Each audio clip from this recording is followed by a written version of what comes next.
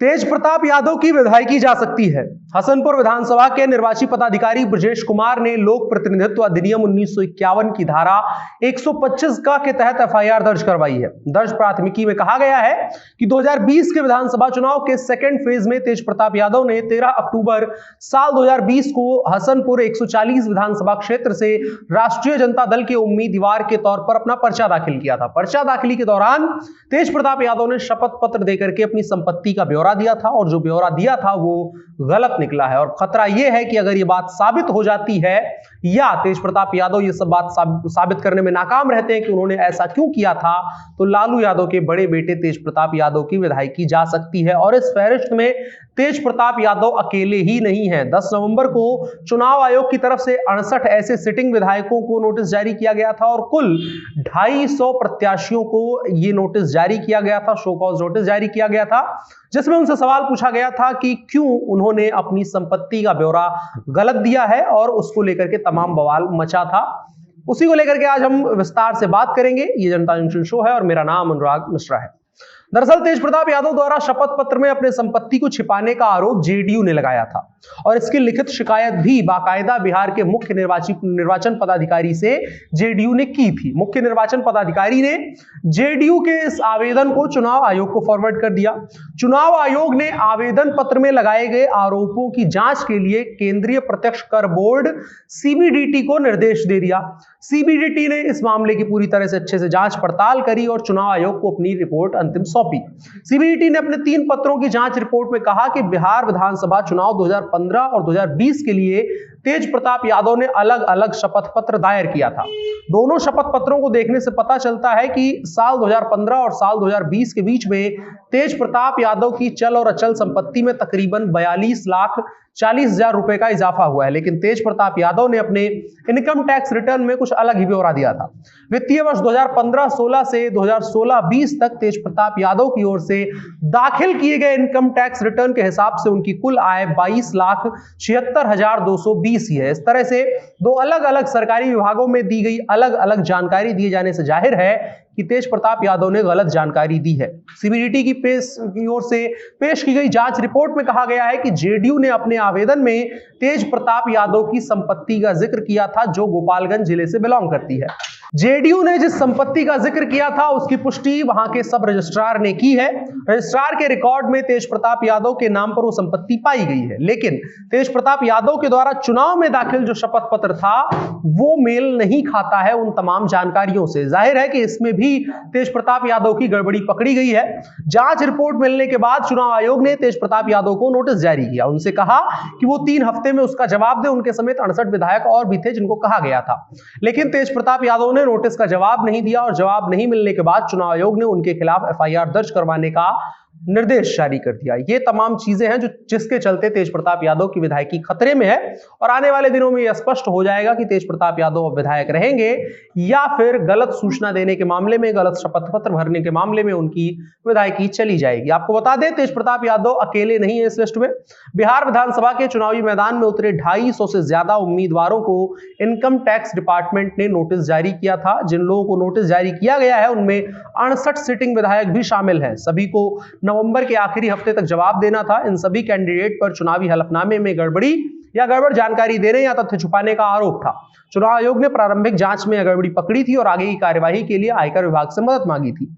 इसके बाद income tax department ने नोटिस जारी किया था। हमने चुनाव आयोग की वेबसाइट पर खंगालने की कोशिश करी लेकिन उससे जुड़ी हुई कोई अपडेट या आगे क्या हुआ उसकी कोई खबर या जानकारी या प्रेस रिलीज नहीं उस पर पाई गई। आपको बता देते हैं आखिर में कि यह धारा क्या होती है जिसके तहत तेज प्रताप यादव और 68 विधायकों पर कार्यवाही हो रही है या होगी।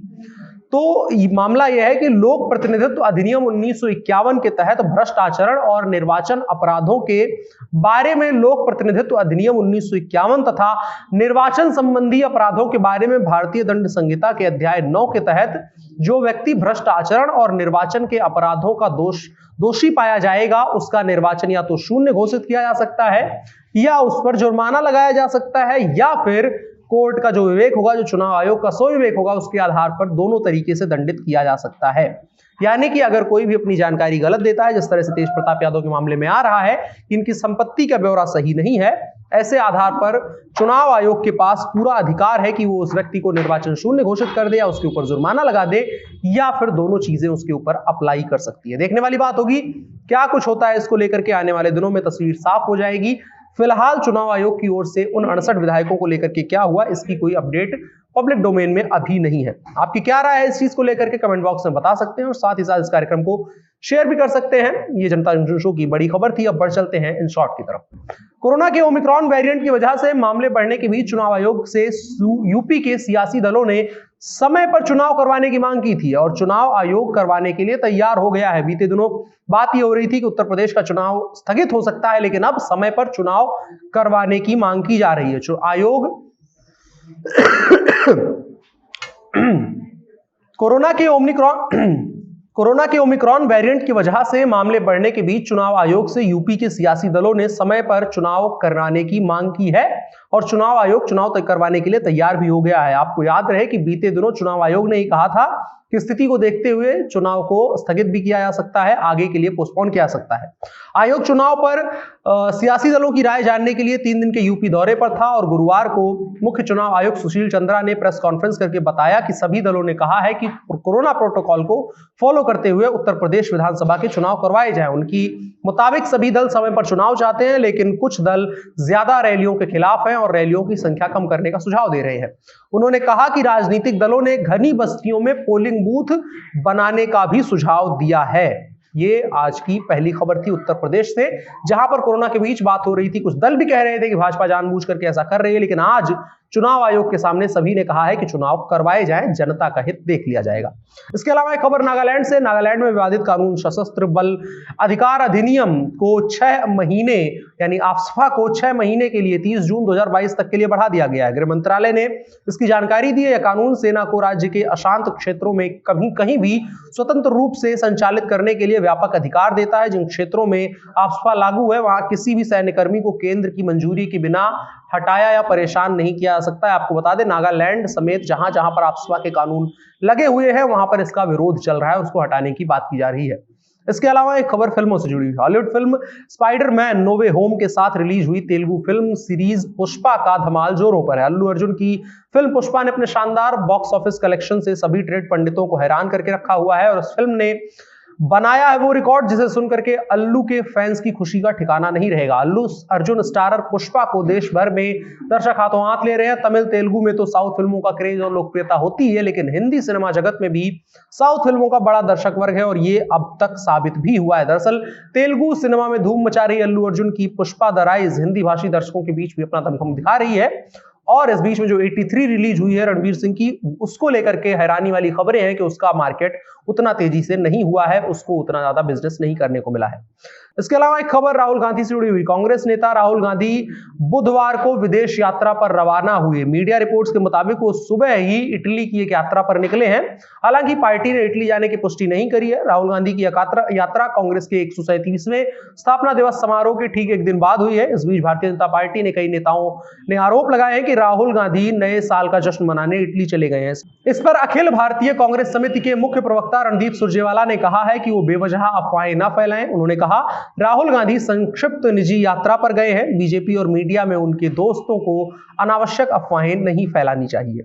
इसके अलावा एक खबर कोरोना से जुड़ी हुई। कोरोना वायरस के खतरनाक वेरिएंट ओमिक्रॉन वेरिएंट के तेजी से सामने आते मामलों के बीच केंद्र सरकार ने आज दिल्ली, हरियाणा, तमिलनाडु, पश्चिम बंगाल, महाराष्ट्र, गुजरात, कर्नाटक और झारखंड की सरकारों को पत्र लिख करके अपने अपने राज्यों में कोविड-19 की टेस्टिंग बढ़ाने, अस्पताल स्तर की तैयारियों को मजबूत करने, टीकाकरण की गति और कवरेज बढ़ाने की सलाह दी है। आपको बता दें, इस लिस्ट में उत्तर प्रदेश नहीं शामिल है जहां पर चुनाव है, और पंजाब भी नहीं शामिल है जहां पर चुनाव प्रस्तावित है। इसको समझने वाली बात है। आज के शॉर्ट्स में इतना ही। अब बढ़ चलते हैं आज के कानून की तरफ। सुप्रीम कोर्ट ने कहा है कि अनुकंपा के आधार पर नियुक्त कर्मचारी और नियमित आधार पर नियुक्त कर्मचारियों के अलग अलग वेतनमान नहीं हो सकते हैं, और जिस क्षण किसी व्यक्ति को किसी पद विशेष पर नियुक्त किया जाता है, वह व्यक्ति वेतन का हकदार होता है, भली ही नियुक्ति अनुकंपा के आधार पर ही क्यों ना हो। न्यायमूर्ति M.R. शाह और न्यायमूर्ति B.V. नगरत्ना की पीठ इलाहाबाद हाईकोर्ट के फैसले पर फैसले के खिलाफ यूपी की एसएलपी पर सुनवाई कर रही थी, जहां हाईकोर्ट ने प्रतिवादी की रिट याचिका को राज्य के अधिकारियों को 8,000 से 13,500 रुपए वेतनमान का भुगतान करने का निर्देश दिया था, जो विशेष कार्य अधिकारी के पद के लिए वेतनमान है। जस्टिस शाह और नगरत्ना की पीठ ने दर्ज किया कि यह विवाद में नहीं है कि शायद अनुकंपा के आधार पर प्रतिवादी को विशेष कर्तव्य अधिकारी के पद पर नियुक्त किया गया है। हालांकि उसे 6500 से 10,500 रुपए के वेतनमान रखा गया है, जो विशेष कर्तव्य अधिकारी को भुगतान करने के लिए आवश्यक वेतनमान से कम है। बेंच ने कहा, याचिकाकर्ता की ओर से उपस्थित वरिष्ठ अधिवक्ता ने प्रस्तुत किया है कि इस प्रकार प्रतिवादी को अधिसंख्य पद पर नियुक्त किया गया है और यहां तक कि अनुकंपा नियुक्ति पर विशेष कर्तव्य अधिकारी के पद पर उसकी नियुक्ति भी नहीं की जा सकती है, क्योंकि उक्त पद को पब्लिक सर्विस कमीशन द्वारा भरा जाना आवश्यक है। उपरोक्त सबमिशन में कोई सार नहीं है। एक बार किसी व्यक्ति को किसी विशेष पद पर नियुक्त किया जाता है, शायद अनुकंपा के आधार पर वह व्यक्ति उसी पद के वेतनमान का हकदार होता है। दो सवाल यहां पर उठे हैं जिनको कहा है कोर्ट ने। पहला तो अनुकंपा के आधार पर अगर किसी व्यक्ति की नियुक्ति होती है तो उसका वेतनमान उतना ही होगा जितना सामान्य तरीके से, और दूसरा उस पद को लेकर के कि किसी अतिरिक्त अफसर को अतिरिक्त जिम्मेदारी और वो जिम्मेदारी दे दी जाए जिसके लिए ऐसा कोई कानून नहीं है, जिसके लिए कहा गया है कि उस पद को प्रक्रिया के तहत भरा जाना आवश्यक है, ना कि किसी को उसका अतिरिक्त भार दे दिया जाए। आज के कानून के हिस्से में इतना ही। अब बढ़ चलते हैं कार्यक्रम के आखिरी हिस्से की तरफ, जो है नसीहत। गांधी जी कहते हैं, हम जो करते हैं और हम जो कर सकते हैं, इसके बीच का अंतर दुनिया की ज्यादातर समस्याओं के समाधान के लिए पर्याप्त होगा। सरल शब्दों में ये चीज समझे कि हम जो कर रहे हैं और हम जो कर सकते हैं, इसके बीच में जो कुछ भी छूटता है वही हमारी सफलता और असफलता और तमाम दुनिया कैसी रहेगी हमारी, कम से कम हमारी, उसको तय करता है। बाकी मौज करिए। ये आज का जनता जनार्दन शो था। आज के लिए इतना ही। हमें दीजिए इजाजत। अगर कार्यक्रम पसंद आता हो तो इसको साझा करें, और रोज रात को 9 बजे ये आपको देखने को मिलता है, जहां देश और दुनिया की तमाम बड़ी खबरों से हम आपको रूबरू करवाते हैं। कैमरे पर मेरे साथ ओम प्रकाश हैं। आप जनता जंक्शन देख रहे हैं। शुक्रिया।